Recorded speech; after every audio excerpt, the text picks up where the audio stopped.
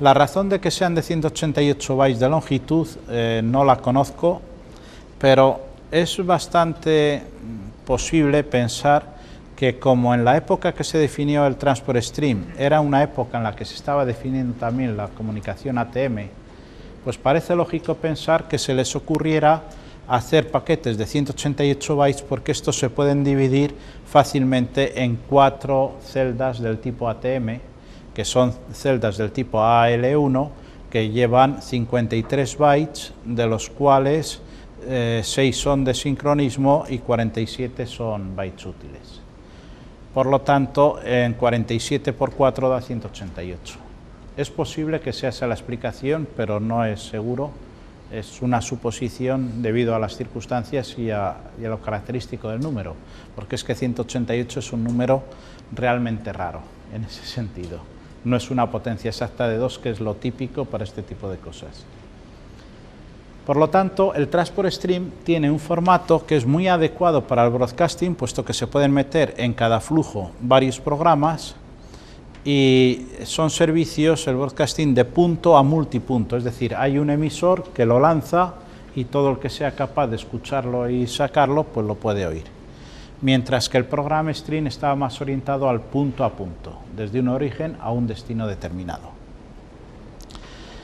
Y también pues se permite programas en banda ancha, se puede hacer un Transport Stream de una banda muy ancha, dependiendo de la tecnología de transmisión que vayamos a usar, puede ser mayor o menor. En satélite parece ser que si no los han lanzado ya, pues la próxima generación de satélites tendrán anchos de banda de 100 y pico megahercios, los transpondedores. Los últimos que se han venido lanzando eran ya de 70 megahercios y no sé cuál es el ancho de banda real, pero en el futuro van a tener 100 y pico megahercios de ancho de banda, con lo cual el Transport Stream pues podrá tener 100 y pico o 200 y pico megabits por segundo. Lo cierto es que nunca podrán sobrepasar a los 270 megabits, porque el Transport Stream por definición está metido dentro de los 270 megabits. Pero tampoco se pueden alcanzar los 270 megabits, sino que es 270 megabits dividido por 8, porque cada palabra de 10 bits, solo 8 son de Transport Stream, los demás son de la definición de palabras útiles y palabras no útiles. Por lo tanto, 270 multiplicado por 0,8, pues lo que salga, 170 y tantos o 180 y tantos. Es el máximo flujo que puede tener un Transport Stream puesto en 270 megabits. Pues bien, el diagrama que viene en el estándar del MPEG-2 es el mismo que hemos estado viendo hasta ahora. Aquí he mantenido los datos, porque en caso del DVB tendría datos, y el programa Stream es un multiplexor al que le llega el vídeo, los audios y los datos, y forma el programa Stream, que es un paquete de longitud variable y un solo programa, mientras que el Transport Stream puede recibir los mismos que el programa Stream, pero además de ese programa pueden venir otros programas multiplexados, y aquí salen varios programas y en paquetes fijos de 188 bytes. Como veis, las dos diferencias fundamentales es un solo programa, y aquí un programa o más, y aquí paquetes fijos de 188 y variables de longitud relativamente grande. Para la sincronización vamos a ver un vistazo global, aunque luego lo veremos en más detalle, pero a título de inicio y de referencia, la sincronización consiste en regenerar el reloj de 27 MHz en el receptor, igual que en los televisores analógicos se regenera la frecuencia de líneas igual que la de la emisora. Cuando tenemos el televisor analógico sintonizando, por ejemplo, pues no sé, Canal Plus, bueno, la 4, pues tenemos una frecuencia de líneas que son 15.625, y cuando sintonizamos televisión española tenemos que la frecuencia de líneas son 15.625 hercios. Sin embargo, unas y otras no son síncronas entre sí, y una puede ser ligeramente más alta y la otra ligeramente más baja, pero el televisor se engancha a uno o al otro, porque tiene que estar enganchado al programa que queremos ver. Pues con los 27 MHz que van en los flujos de los programas de MPEG-2 ocurre lo mismo. Aunque sean 27 MHz que vienen de la 4 o que vienen de Televisión Española, son 27 MHz generados por generadores totalmente independientes, que aunque son muy buenos y de muy buena precisión, no tienen ni por qué coincidir ni por qué ser exactamente la misma frecuencia. Por lo tanto, cada uno lleva sus propias marcas para extraer esos 27 MHz. Y eso se hace metiendo un contador, va contando los pulsos de 27 MHz en el lado emisor, y de vez en cuando el contenido de ese contador se toma ese contenido y se envía al receptor. Y el receptor lo compara con un contador que tiene suyo propio, y en función de esa diferencia hace que su oscilador local acelere o frene para conseguir la misma velocidad que el emisor. Pero fundamentalmente la idea es que cada flujo de un programa lleva su propio reloj de referencia, y ese contador, el contenido de ese contador está dividido en dos partes. Uno es la resolución base o ajuste grueso, que va a 90 kHz, y el otro una extensión o ajuste fino con resolución de 27 MHz. Cada programa solo puede tener una base de tiempos, un solo PCR, pero en diversos programas pueden usar el mismo PCR, de manera que puede haber varios programas síncronos entre sí y con un solo PCR sería suficiente. Una vez que tenemos la frecuencia de 27 MHz, también es necesario que dentro del flujo de datos el receptor sepa cuándo tiene que presentar un bloque de audio y una imagen de vídeo. Y para ello existen unas marcas de tiempo que las pone el compresor, que se llaman Presentation Time Stamps, y se ponen con cierta periodicidad. El MPEG-2 pide que se haga con una frecuencia del orden de unos 700 milisegundos, que no excedamos ese intervalo entre una marca y otra, y eso sirve para sincronizar y saber cuándo el IRD debe mostrar la imagen y debe mostrar el audio. Esas marcas, una vez que hemos sintonizado un canal, ya no es necesario que se repitan, porque como el número de píxeles es siempre conocido y tenemos los 27 MHz perfectamente sincronizados, no harían falta.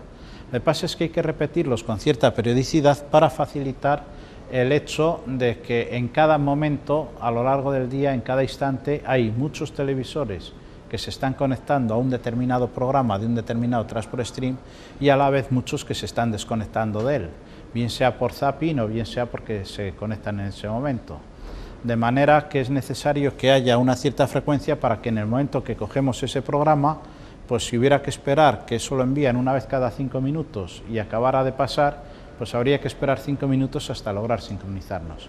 Por eso es por lo que existe una cierta frecuencia de repetición, para que se pueda hacer un zapping rápido y podamos pasar de un programa a otro. Porque cada vez que cambiamos de programa hay que resincronizar el televisor, igual que se hacía en la televisión analógica. Cada vez que cambiamos de canal, el televisor se tiene que sincronizar. Estas marcas las hay para vídeo y para audio. Para vídeo, además, hay otras que es marcas de tiempo de descodificación. Ya he comentado antes que las imágenes de vídeo no van en el orden en el que se producen, sino que se altera el orden en función del GOP, y en base a eso pues también se envía una marca de tiempos de referencia al descodificador, para que sepa cuándo tiene que empezar a descodificar una señal, con el fin de que le dé tiempo a tenerla lista cuando la vaya a necesitar, de manera que empiece la decodificación en el instante debido. Así que podríamos decir que las marcas de presentación podrían en cierto modo sugerirnos que es algo parecido o equivalente a los impulsos de sincronismo vertical, aunque no es eso ni mucho menos, pero es lo que permite la sincronización del contenido de la imagen, mientras que los 27 MHz es el ajuste de la frecuencia general de ese programa. Un ejemplo de flujo multiprograma lo tomé hace un par de años o 3, cuando existía la red RGN. Aquí nos dice que la red que estábamos cogiendo era la RGN.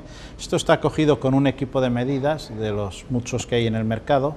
Este concretamente es un MTM400 de Tektronix, y nos permite ver la información de diversas maneras. Este es el pantallazo más simple, el sumario, donde nos da un vistazo global. Y aquí nos dice que había en ese momento 5 programas, que en terminología de IBB serían 5 servicios, Todos sabemos que eran las 2 de Televisión Española y las 3 privadas, que en aquella época eran Telecinco, Antena 3 y Canal Plus. Las 3 ocupan aproximadamente el mismo ancho de banda y luego queda un ancho de banda que son paquetes nulos, pues en este caso el 5%. Los paquetes nulos son unos paquetes de relleno para poder completar el flujo, y debido a que estos flujos no pueden ser estrictamente constantes, son lo más constantes posibles, pues hay que dejar un margen para que puedan en un momento dado coger algo más. En el caso en el que 5 competidores o 4 competidores están compartiendo el mismo multiplex, la multiplexación se hace asignando un ancho de banda fijo a cada uno. Cuando todos los que están en el múltiplex son del mismo propietario y no hay problemas de competencia, se puede usar un multiplexor estadístico que permite aprovechar al máximo a base de cuando uno necesita más se lo quita a otro, se asignan una serie de prioridades, de manera que se reduce el número de paquetes nulos, se puede bajar al 1% o incluso menos, aunque siempre hay paquetes nulos, pero siempre se trata de minimizar en todo lo posible. Con lo cual, ese es el vistazo global. Aquí tenemos otra forma de verlo y vemos los paquetes nulos y luego los 5 servicios que había. Nos dice que los 5 eran de vídeo gracias a este icono y este era el flujo absoluto que en este momento tenía cada uno de ellos. Al decir en este momento, quiere decir que los equipos de medida, para hacer una medida del flujo, lo que hacen es capturar un trozo de transport stream, cuentan los paquetes que hay de cada programa y hacen el cálculo. Y luego presentan otro segundo y lo mismo. Y así a cada segundo van cambiando la información y la presentación.